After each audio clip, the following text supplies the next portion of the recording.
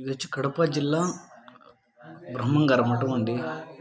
కడప జిల్లా మైదుకూరు నుంచి బ్రహ్మంగార మఠం. ఇది వచ్చి బ్రహ్మంగారి ఇల్లు. కాలజ్ఞానం రాసిన వాళ్ళ బ్రహ్మంగారి ఇల్లు ఇది.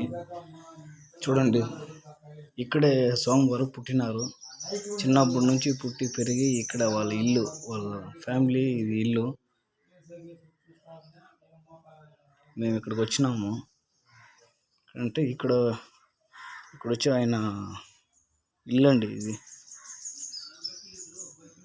ఇది బ్రహ్మంగారి ఇల్లు. అప్పుడు ఇది వచ్చి జీవిత చరిత్ర ఆయన ఎట్లా స్టార్ట్ చేసినాడు ఏమని.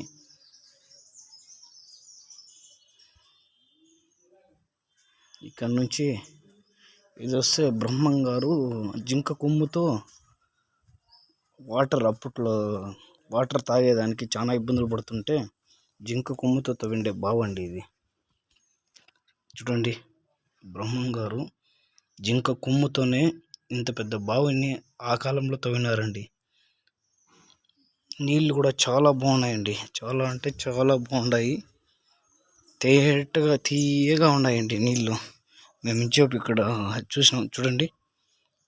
చూడండి నీట్గా తేటగా ఉన్నాయండి. ఇదే అండి బ్రహ్మంగారి మఠం, కంది మల్లయ్య గారి పల్లి. ఇది వచ్చి బ్రహ్మంగారి హౌస్. ఇది కడప జిల్లా మైదుకూరు నుంచి బ్రహ్మంగారి మఠం.